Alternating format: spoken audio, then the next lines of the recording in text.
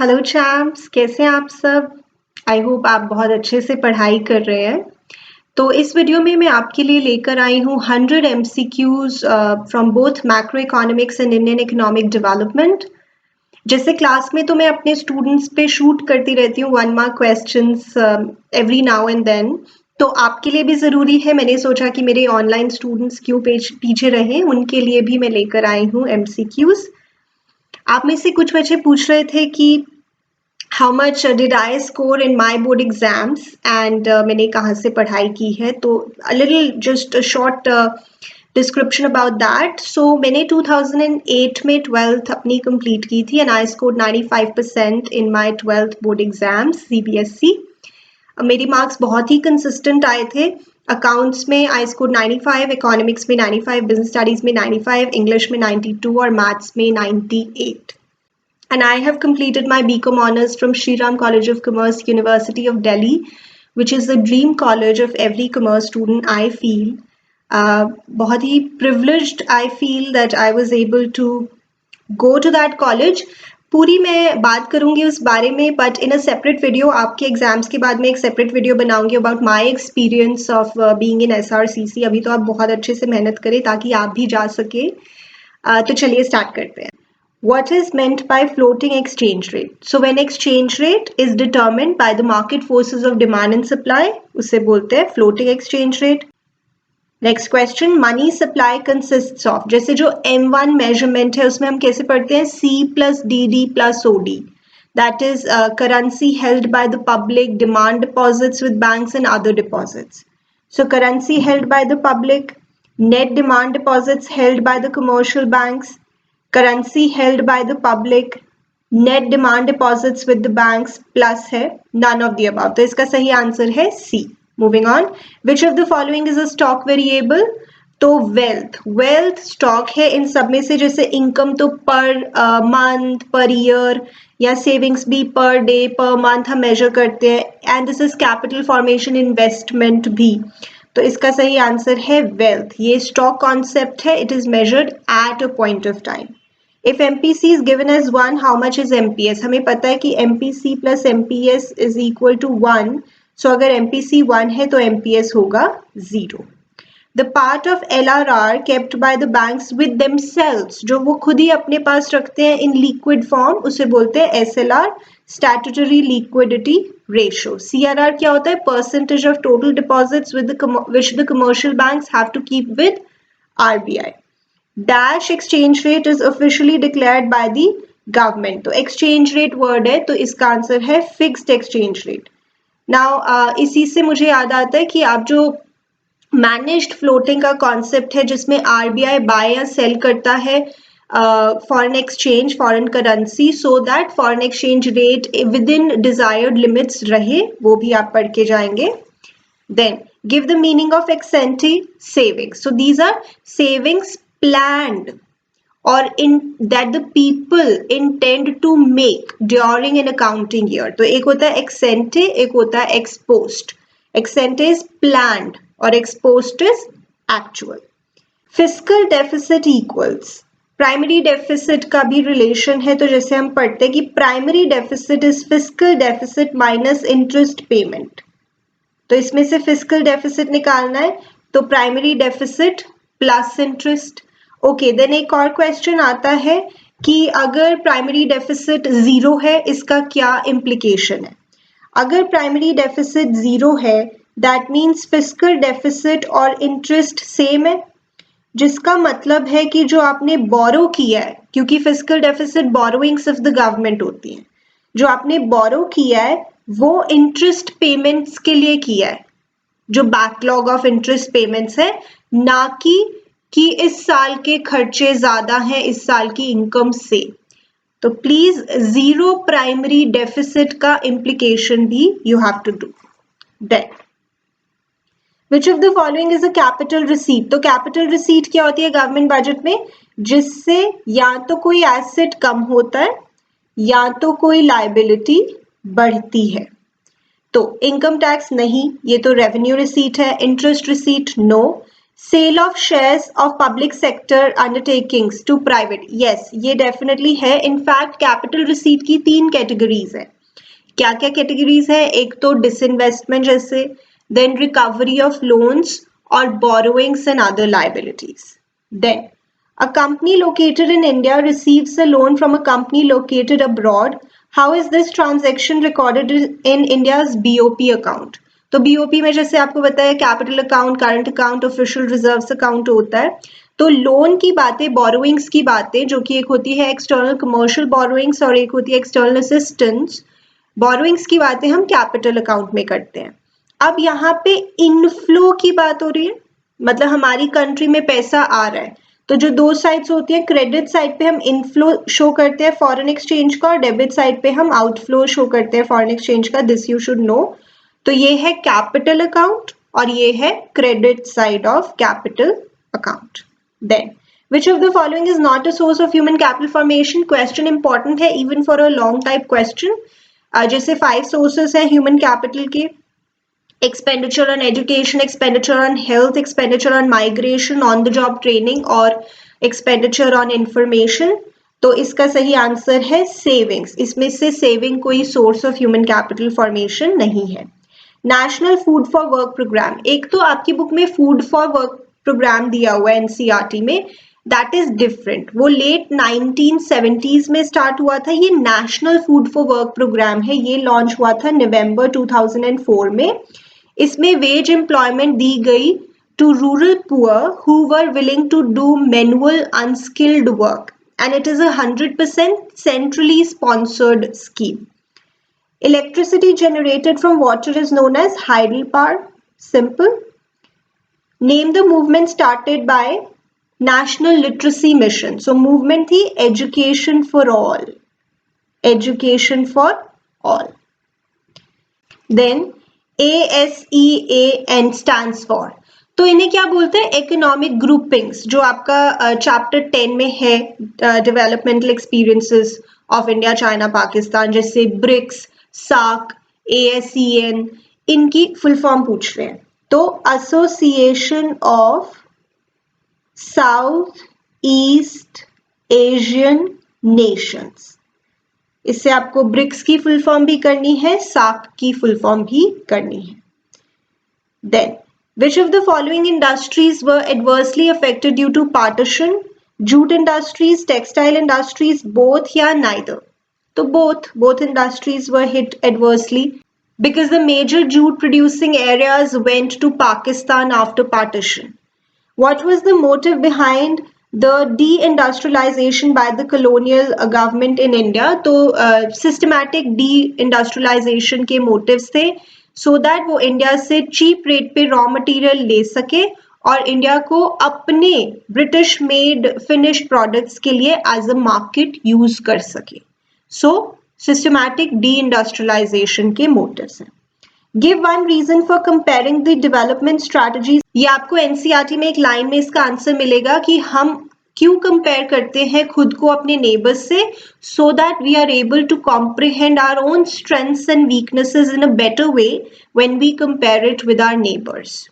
Alright, जो हमारे neighbours हैं उन्होंने भी अपना development path almost same time पे शुरू किया या थोड़ा सा बाद में इनफैक्ट शुरू किया, और वो आज कहाँ है, हम कहाँ हैं, ये कंपेयर करना जरूरी है so that we understand where we are stronger and where we still lack.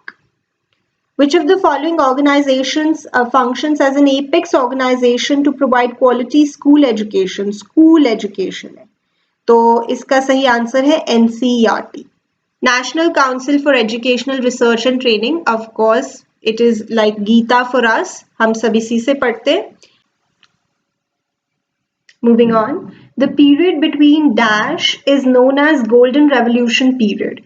So this is 1991 to 2003. Golden Revolution क्या था? Periods of high productivity in horticulture.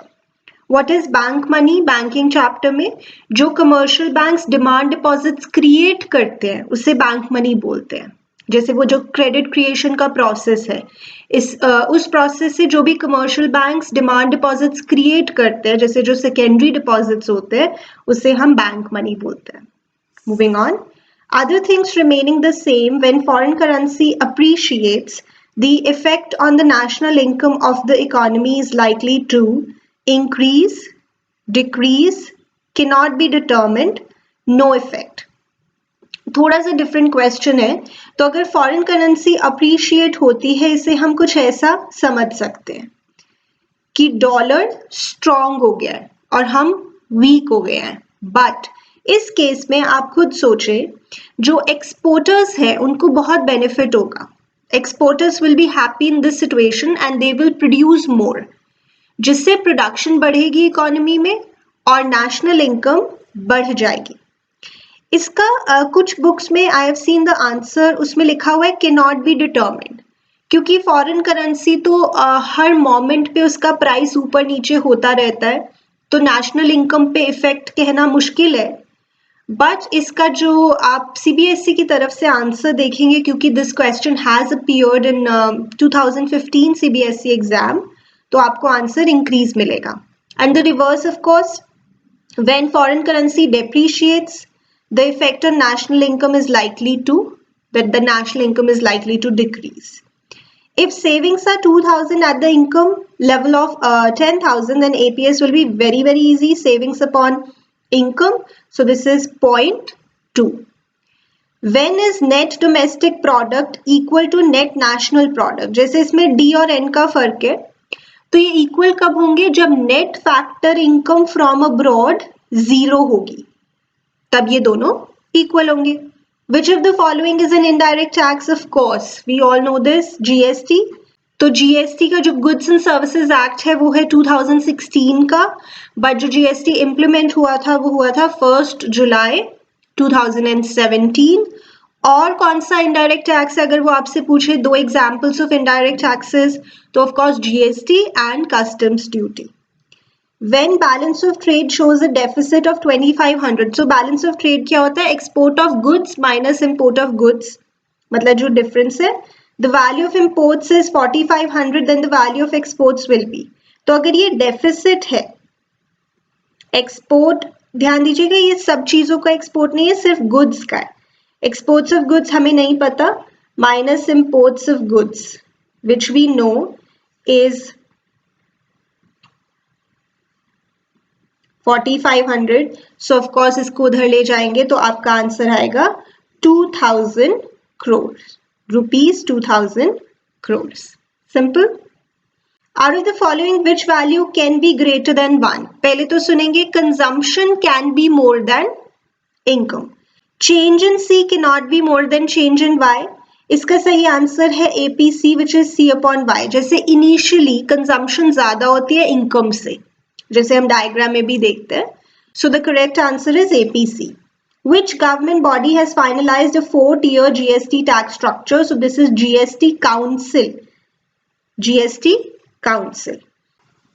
So 4-tier tax structure क्या होता है GST में? Zero rate, lower rate, standard rate और higher rate. यानी हर चीजों पे different tax rates apply होंगे. I repeat, zero rate, lower rate, standard rate और हायर रेट, इसे 4-tier GST स्ट्रक्चर कहते हैं।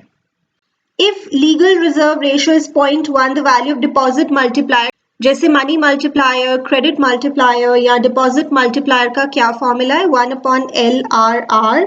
सो of course 1/0.1, the answer is 10. Simple. Depreciation of domestic currency will lead to an increase in exports. जैसे हम यहाँ पे भी देख रहे थे, ये domestic currency depreciate हुई है, but इससे exporters को फायदा होगा because they'll get more money. So this will lead to increase in exports. Moving on. The dash are the people who regularly move in and out of poverty. So churning poor. Poverty chapter में आप पढ़ते हैं, diagrams बने हुए हैं वहाँ पे. Define special economic zone. तो स्पेशल इकोनॉमिक जोन्स ऐसे जियोग्राफिकल एरियाज डिफाइंड होते हैं जहां पे जो रूल्स हैं, लॉज हैं, टैक्सेशन लॉज या इकोनॉमिक लॉज, वो बाकी की जगहों से डिफरेंट है। स्पेशल इकोनॉमिक जोन जैसे आपको अपनी सिटी के आसपास भी दिख जाएंगे, अगर वहां पे आप एस्टैब्लिश करते हैं कोई ऑर्गेनाइजेशन तो आपको बहुत सारे बेनिफिट्स मिलेंगे, जैसे टैक्सेशन बेनिफिट्स। गवर्नमेंट ऐसा क्यों करती है? ताकि फॉरेन इन्वेस्टमेंट प्रमोट हो, उस एरिया में फॉरेन कंपनीज आए और इन्वेस्ट करें. So it is a geographical area where the economic laws are different from the country's typical economic laws. यहाँ पे laws different है, taxation में बहुत benefits मिलते हैं. All right. Gender bias is a hindrance in the process of skill formation. Of course, true. जो gender bias है, bias on the basis of sex, this is always a hindrance in any path of progress. The various types of goods and services we export are known as. तो बच्चे type, जो हम type of goods and services export करते हैं उसे composition of trade में include करते हैं. किन कंट्रीज के साथ हम ट्रेड करते हैं उसे हम डायरेक्शन ऑफ ट्रेड में इंक्लूड करते हैं. और कितना इंपोर्ट एक्सपोर्ट करते हैं उसे हम वॉल्यूम ऑफ ट्रेड में इंक्लूड करते हैं. So this is composition of trade. Then the most widespread contamination of water occurs from industrial water. That is true. इसी से मुझे एक और वर्ड याद आता है, morbidity. What is morbidity? The vulnerability to fall sick, that we are prone to falling sick. ये आपको इंफ्रास्ट्रक्चर चैप्टर में मिलेगा कि अब जो वाटर की सैनिटेशन है वो इम्प्रूव हो गई है जिससे मॉर्बिडिटी कम हो गई है. That could be a fill up. Which infrastructure is essential for development of the country? जैसे हम पढ़ते हैं दो components है, social infrastructure और economic. Social में health, housing, education और जो economic infrastructure है उसमें transport, communication, energy. So this is both A and B. Define ozone depletion. So this is की reduction of ozone in the stratosphere. पढ़ के जाएंगे अच्छे से. What is commune system of farming where people collectively cultivate lands? China में बहुत popular हुआ था. In India, education sector is regulated by NCERT, UGC and AICTE, Ministry of Education, all of the above. UGC क्या? University Grants Commission, All India Council of Technical Education and of course National Council of Educational Research and Training. What was the idea behind abolition of intermediaries? So that there is a direct link between government and the actual cultivators of the land, और जो real cultivators है उन्हें maximum profit मिले. Direct tax is called direct because it is collected directly from the producers of the goods, sellers of the goods sold, buyers of the goods या income earners. Of course income earners. Direct tax जैसे income tax, gift tax. When during the year the autonomous inflow of foreign exchange is more than autonomous outflow, we have a dash in the balance of payments. तो inflow ज़्यादा है, this is surplus. The rate at which central bank advances long-term loans to commercial banks is called bank rate. ये आप दो chapters में पढ़ते हैं, of course banking में, और फिर जो एक्सेस और डेफिशिएंट डिमांड की करेक्शन है वहां पे भी पढ़ते हैं. विच of the following is a revenue expenditure? पहले तो बताइए रेवेन्यू एक्सपेंडिचर क्या होता है? जिससे कोई एसेट बढ़ता नहीं या कोई लायबिलिटी कम होती नहीं. अगर शेयर्स खरीद रहे हैं एसेट बढ़ रहा है, लोन्स दे रहे हैं एसेट बढ़ रहा है, और लैंड खरीद रहे हैं एसेट बढ़ रहा है, तो सब्सिडीज रेवेन्यू एक्सपेंडिचर है.